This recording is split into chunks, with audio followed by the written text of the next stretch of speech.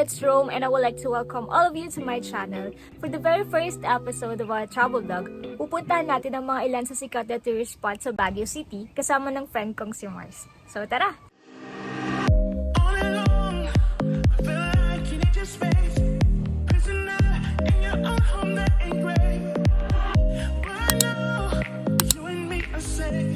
So ayan guys, una sumakay muna akong tricycle, then mamaya magbaban tayo papuntang Baguio. And ang face mask, wag munang kalimutan.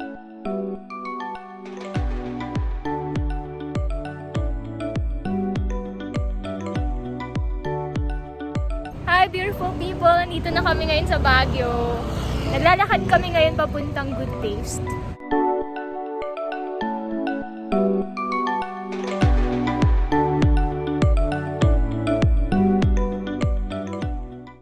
Dahil nagutom kami sa biyahe, nakain muna tayo sa isa sa pinakasikat na restaurants dito sa Baguio, ang Good Taste.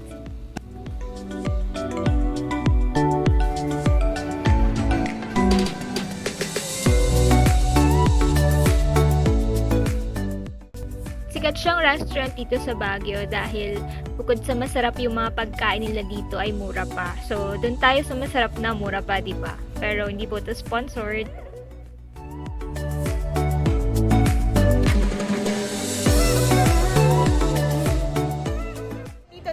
Sa Good Taste. And naka-order na kami. Dumating na rin yung food namin. Grabe, ang dami pala nung ano.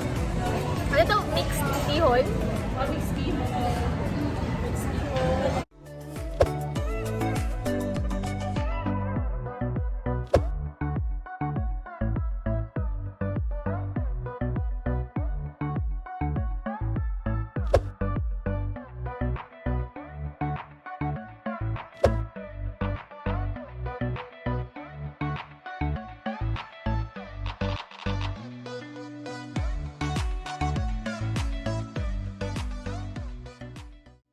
After we eat, dumiretso muna kami sa hotel namin para magpahinga ng konti. At pagkatapos nun, pupunta kami ng Christmas Village. Hi Pikachu!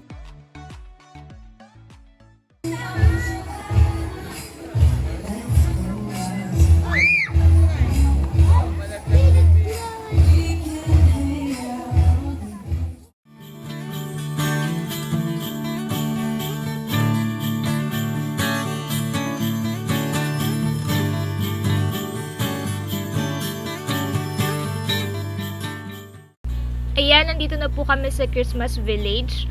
For the entrance fee, nagbayad kami ng 100 pesos per adult. And open ang Christmas Village tuwing Christmas season. Nung last year, nag-start siyang mag-open na October hanggang nitong January.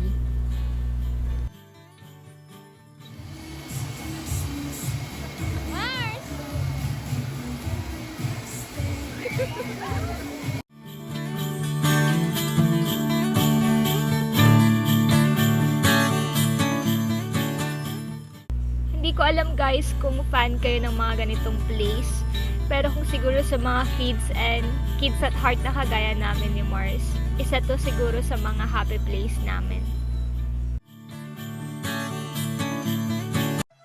Next stop, night market. Kung trip nyong maglamyerda sa gabi, pwede yung puntahan tong night market sa Baguio.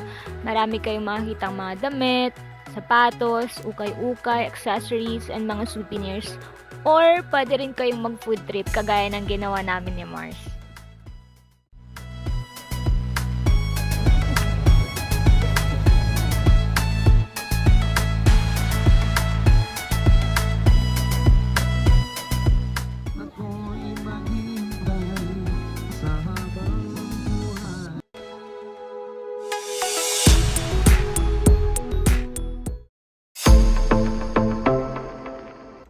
Hello guys! Good morning! Nakagising lang namin. Andito kami sa Mega Tower 3. Dito kami nag-stay sa one night na stay namin dito sa Baguio. So, ipapakita ko po sa inyo yung buong room.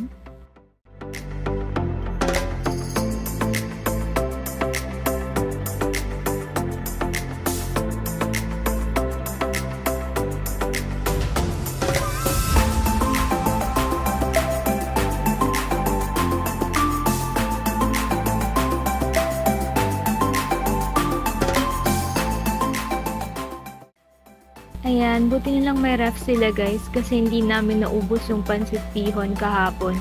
So, ni-ref muna namin.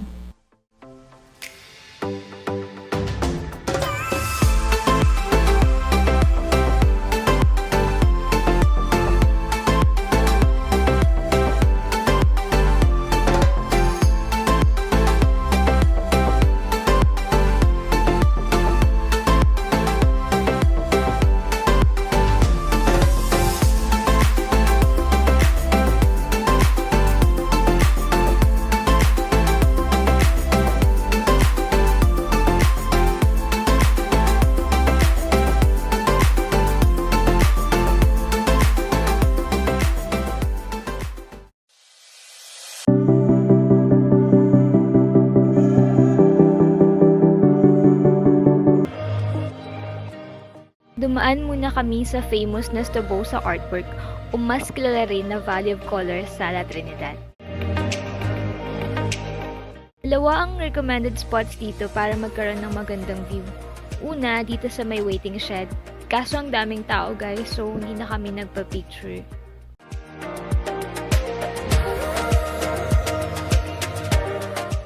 Pwede rin kayong magpa-picture dito sa may hanging bridge.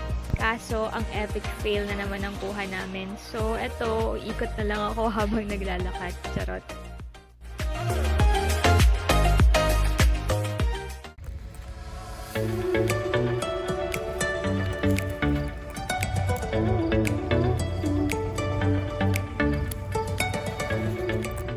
Hello, beautiful people! Nandito kami ngayon sa strawberry farm. Medagil strawberry picking kami. Ito. Kunti pa lang, dami pa naming mapupuntahan. Ayun, si Mars, busy na. Ayan, pampasalubong, pakalamig. Tapos wala masyadong tao ngayon.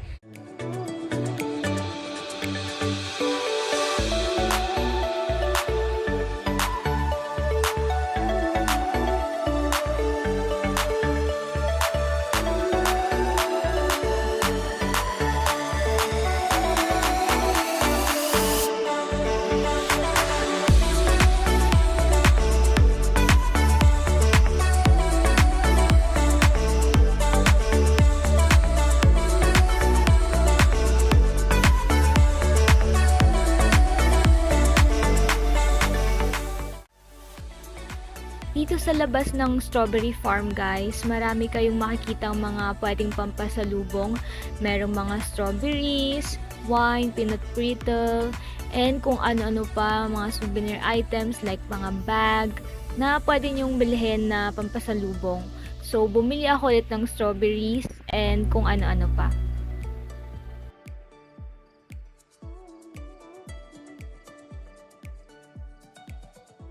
Hello again guys! So, after Strawberry Farm, nandito naman kami ngayon sa Mirador Heritage Park.